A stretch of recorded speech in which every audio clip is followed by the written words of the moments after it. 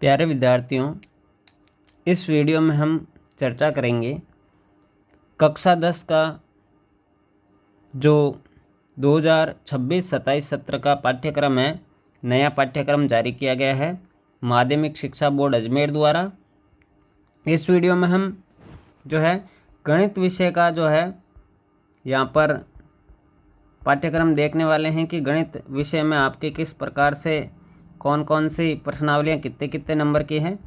तो चैनल पर आप नए हैं तो चैनल को आप सब्सक्राइब ज़रूर कर लें, और चैनल पर पहली बार आए हैं तो भी सब्सक्राइब कर लें और वीडियो को लाइक और शेयर करना नहीं भूलें। सभी विषयों के मैं आपको पाठ्यक्रम इस चैनल पर बताऊंगा, और बोर्ड एग्ज़ाम से संबंधित महत्वपूर्ण जो आपके टॉपिक हैं वो भी इस चैनल पर करवाए जाएंगे।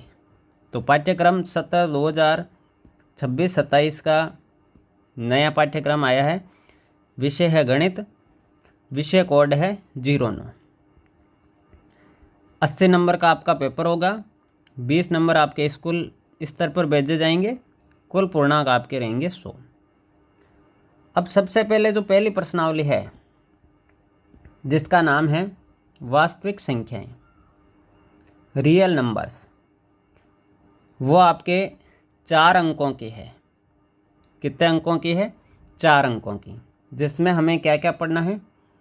गणित की आधारभूत प्रमेय, अपरिमेय संख्याओं का पुनर्भ्रमण, √2, √3, √5 के अपरिमेय होने के प्रमाण, ये सारी चीज़ें पढ़नी हैं।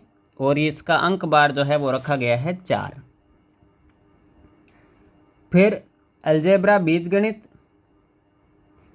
जिसमें बहुपद दूसरी प्रश्नावली है। इसमें हमें पढ़ना है बहुपद के शून्यकों का ज्यामितीय अर्थ, किसी बहुपद में शून्यकों और गुणांकों के बीच संबंध। उसके बाद तीसरी प्रश्नावली है दो चरों वाले रैखिक समीकरण युग्म। यह है 5 नंबर की। पहले ये 4 अंकों की थी, अब इसको 5 का कर दिया गया है। इसमें हमें क्या क्या पढ़ना है?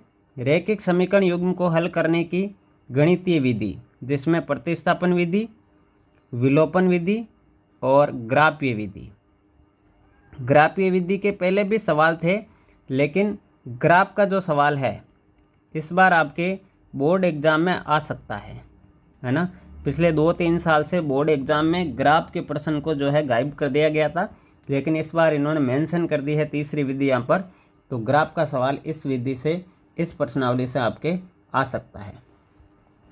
फिर आगे चौथी प्रश्नावली का नाम है आपके द्विघात समीकरण, जिसमें द्विघात समीकरण गुणनखंडों द्वारा द्विघात समीकरण हल करना और मूलों की प्रकृति ज्ञात करना।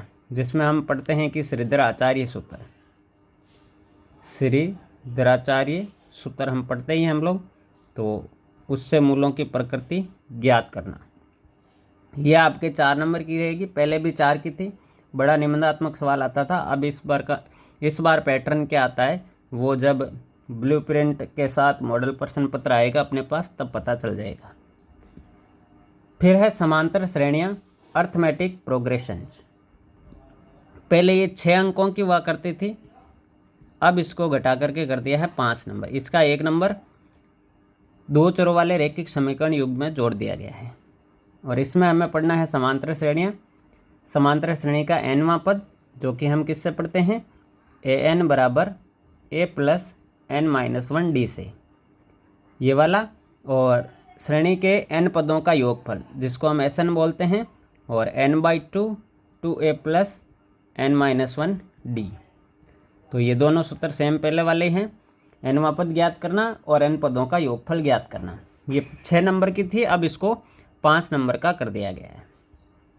फिर ज्यामिति में छठी प्रश्नावली है त्रिभुज, ट्रायंगल्स, जिसमें हमें समरूप आकृतियाँ पढ़नी है, त्रिभुजों की समरूपता पढ़नी है। त्रिभुजों की समरूपता के लिए कसौटियाँ, जो नियम है S S S S S, वो पढ़ने हैं।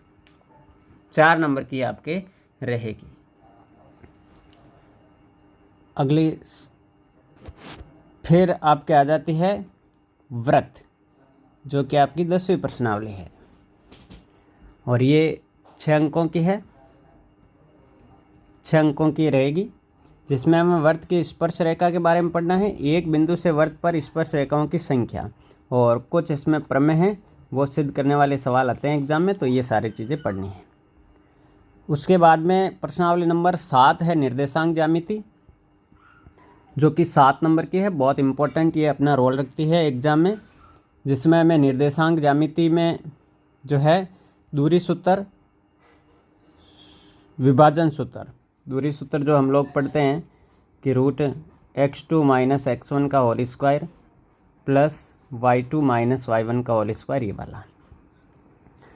फिर प्रश्नावली नंबर 8 आ जाती है त्रिकोणमिति का परिचय, जो कि 8 नंबर की है, और इसमें हमें पढ़ना है त्रिकोणमितीय अनुपात, sine cos tan cot sec cosec, कुछ विशिष्ट कोणों के लिए त्रिकोणमितीय अनुपात यानी सारणी, और फिर त्रिकोणमितीय सर्वसमीकरण।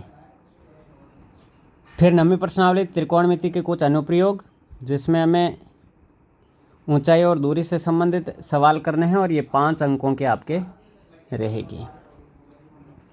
उसके बाद क्षेत्रमिति आ जाती है, जिसमें वृत्तों से संबंधित क्षेत्रफल, यह आपके 11वीं प्रश्नावली है, 5 नंबर की ये रहेगी, जिसमें त्रिज्यखंड और वृत्तखंड के क्षेत्रफल हमें पढ़ने, वो πr² θ/360 त्रिज्यखंड का क्षेत्रफल वाला है ना, ये वाला।